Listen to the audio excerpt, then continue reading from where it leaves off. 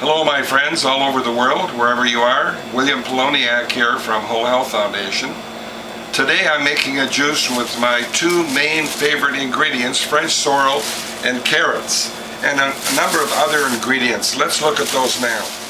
In addition to my carrots and French sorrel, I have curly leaf kale here, one kohlrabi plant cut into sections, two small beets, and two turnips, plus 140 grams of turmeric, one whole garlic head, and about 120 grams of ginger. Now I want to point out that I'm using the front-loading feed tube that is available from Whole Health Foundation, and if you have a model 280 Norwalk or under, I can modify your feed tube to be a front-loading feed tube. Just contact me and I'll give you the cost and tell you how to ship it to me.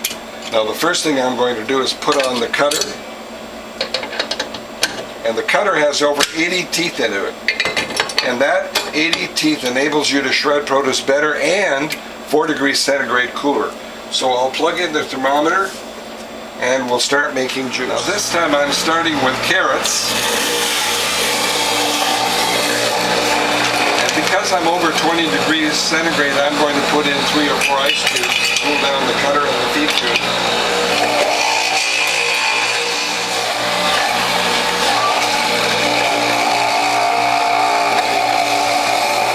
Let's start with the curly leaf kale.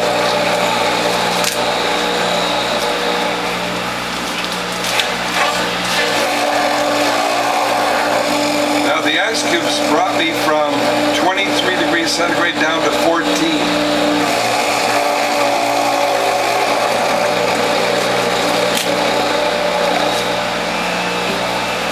More curly leaf kale.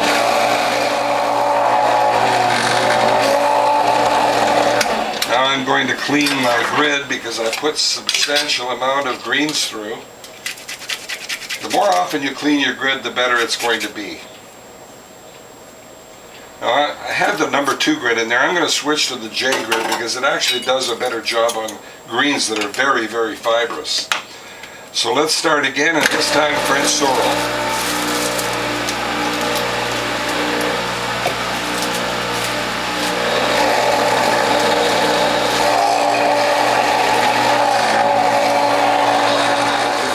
French sorrel.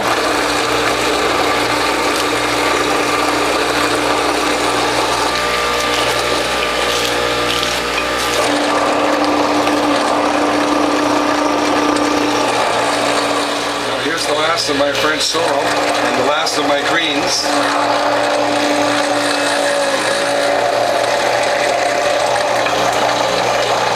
Follow that by a couple of ice cubes. And then we'll start with the root crops.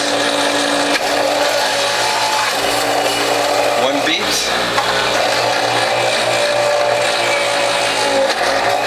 my other beet,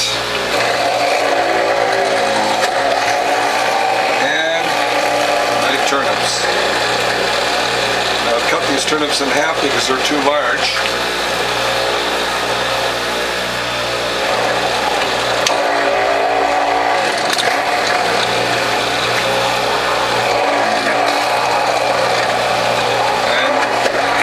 We'll do a little bit of turmeric, and then the kohlrabi.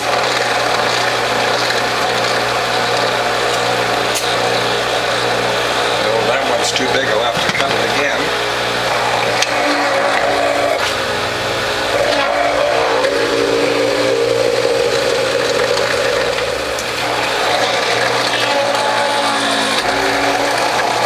I'm going to clean my grid again. It's very important to clean the grid, and the more often the better. So I'm going to switch now from the J grid with 3/16 inch holes, and I'm going to switch to the 1/8 inch holes, which is better for carrots.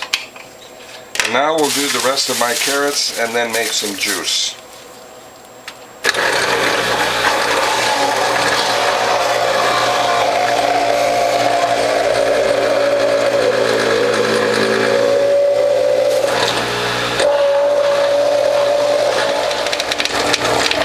Now if you get some puddling down here, usually you do with greens, allow some carrot pulp to come out. Carrot pulp does an excellent job of absorbing juice. And whenever you have carrots in your pulp mix, you don't need to use bamboo liners.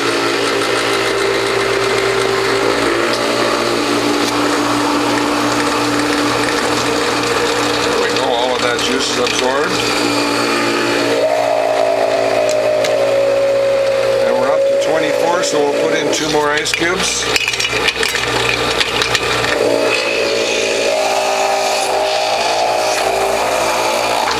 And more carrots.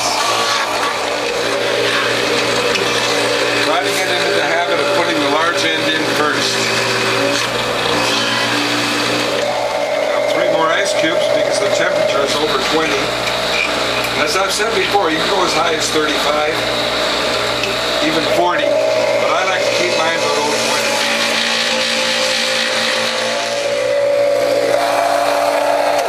20. Now, the beautiful thing about the front-loading feed tube is you can see in here, and I can see that there's no unshred produce because I can actually see the cutter. But just in case, put a couple of fingers full of pulp in there and force anything through that might be there.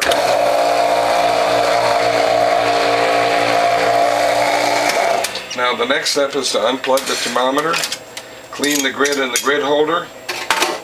We'll set that in the sink and clean this later.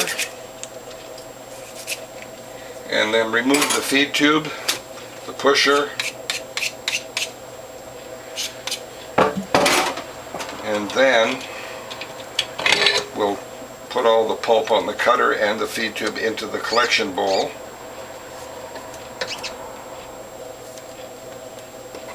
And then with a flat knife, get any pulp within the feed tube out, including in the slop.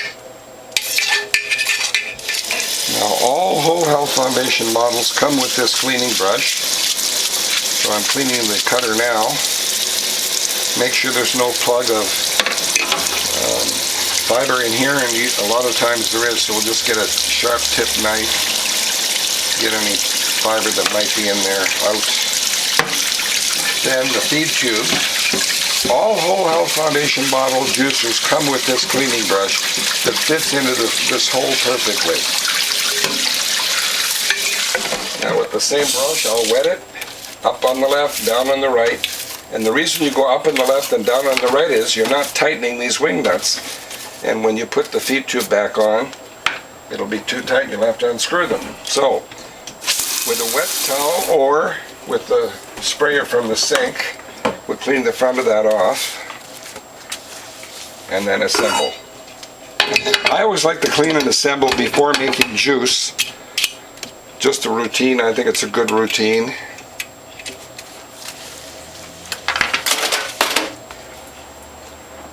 And we'll put the cutter on. Always put the hole facing down, never leave the cutter on the shaft. You need to clean the shaft with some 400 grit sandpaper while the shaft is turning, and then oil it. Now to mix the greens with the carrots and the rest of the produce. And it's a good idea to spin the bowl in both directions when you do this. You get a better mix that way. There, that looks like a good mix. Now, 6 cloths in the freezer, you always crack the ice a little bit, makes them easier to take apart. We always keep them in the freezer so that airborne contaminants and pollen and such will not contaminate the cloths. So I have 6 cloths here for my 6 cloth less work method that I will demonstrate in a moment. But first we'll undo these frozen cloths. And remember, you have to press the water out of these cloths before you put them in the freezer, otherwise you'd never get them apart. There we are, 6 cloths. And now for my 6 cloth less work method. Pull the folding container out so that there's space up here for the folded cloths, and your cloths will hang down and not touch the countertop. You never know how clean your countertop is, so We want to be as sanitary as possible. Alright, let's start. And we'll do 3 huge scoops of pulp in each cloth. Pat it down, pull it into a tight package in thirds, just like they came in the package. Set them aside. We're going to press 2 cloths full of pulp at one time. So 3 more scoops. Approximately a cup and a half.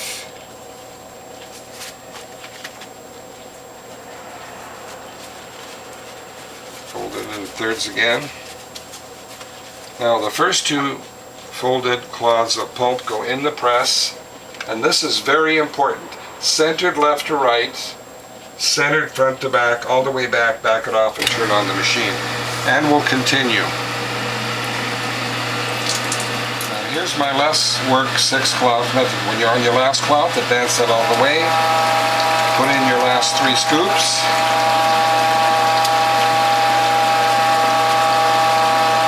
Nice tight package. Here's my 6 cloth less work method. These 2 go forward, these 2 go over.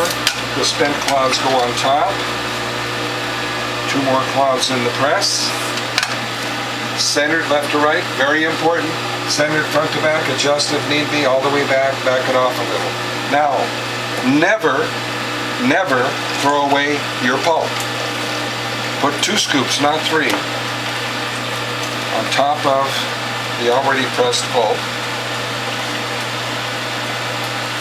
I'm going to show you how you can get at least 10% more juice, and that'll amount to about 2 more bottles of juice. Why throw it away? Alright? When you're on your last cloth, advance it all the way and put on 2 scoops, not 3. Later we'll put only 1 scoop because this patty is getting thicker and thicker.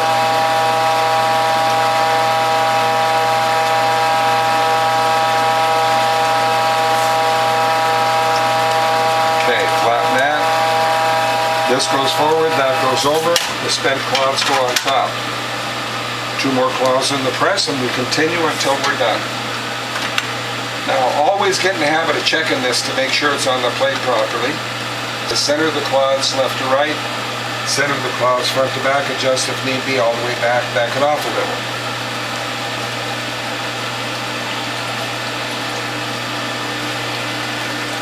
The 6 cloth less work method. This goes forward, that goes over, the spent cloths go on top. But since the bowl is full, I'm going to put it into bottles. Now notice how this is dripping. To prevent that from dripping on the countertop, I'm going to set it back, but not a little. You will forget if you do that. Put it back a lot, so it's very, very obvious. Never tilt it up just a little like that. Always put it all the way back. Alright, let's fill some bottles. The reason I leave 10% for water is the juice is very, very concentrated, too concentrated. And believe me, you'll never know the difference in taste with 10% water in there. And especially for a diabetic, you want to dilute your juice, sometimes up to 50%. So let's continue, then we'll make more juice. Always put it all the way back. Alright, let's fill some bottles. Now I'm filling these bottles from the back side and leaving enough room to put about 10% either filtered or distilled water, or even bottled water will do. And the reason we do this is the juice is very, very concentrated, and especially for a diabetic, it would be too much sugar. Now we've got 2 more cloths full of pulp. We'll put those in the press area. Centered left to right, centered front to back, all the way back, back it off a little bit. And I'm going to continue folding the already spent pulp into a ball. And we're going to press that again and show you that we can get 10% more juice. And if you, I don't know if you can notice or not, but it's very damp around the edges, and that's an indication there's still juice in this pulp. Now my friends, as you can see, I have 3 double packets of already spent pulp, and I remind you again, most people would have thrown this pulp away. You're going to be amazed at how much juice we can get by repackaging. In some cases, more than 10%. So let's make sure the tray's on the press plate properly and put 2 of these in the press plate. Now centered left to right, centered front to back, make any adjustments if you need to, all the way back, back it off. And again, we're using a measuring beaker to see how much more juice we get. Now I'm going to start it off a little slowly until we get traction. Advance that a little more. Keep your eye on the container. So far a little over 2 ounces and we still have a steady stream. And I'm going to leave it up until this becomes droplets. There we go. We'll take these 2 spent cloths out, put in 2 more cloths. And again, in the center, front to back, left to right, all the way back, back it off a little. Now it looks like there's still more juice in these, so I'm going to repackage it a second time.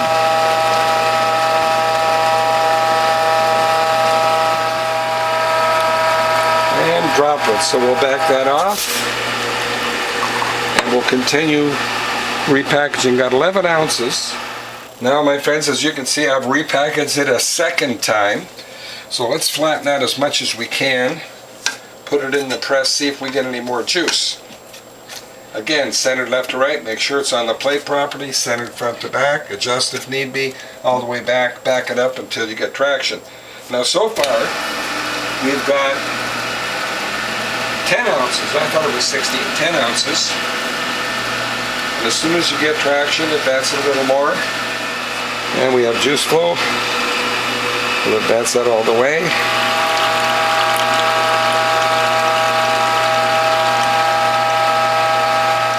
And droplets. So what did we get? 14 and a half, 15 ounces. Let's put in 2 more cloths full of pulp. All the way back, back it off a little bit. Now I'm topping these bottles off with distilled water. You could use bottled water. You could even use tap water if it's drinkable. Now we're going to cap these off.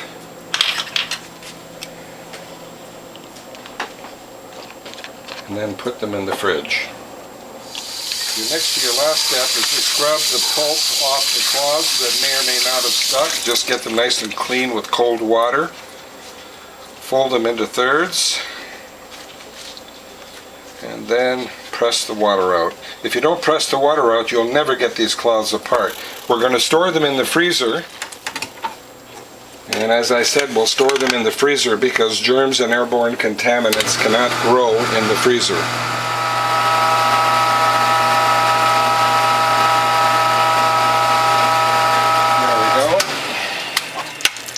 Put them in a plastic bag and into the freezer. Now my friends, as you can see, we have 5, 10, 13 bottles of juice and enough for a taste test. And remember, about 1 1/3 bottles came from pressing juice out of the already spent pulp that most people would throw away.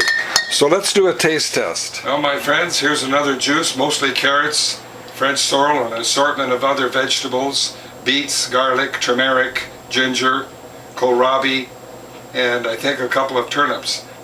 Let's give it a taste. Oh, this is delicious. Delicious. Well, I hope you like what you've seen, my friends, and if you do, please tell a friend. And if you'd like to buy a juicer or supplies or get advice and perhaps some of my videos, go to wholehealthfound.com, email me at developtrust@cox.net, or phone me at 760-753-0321. See you in the next video.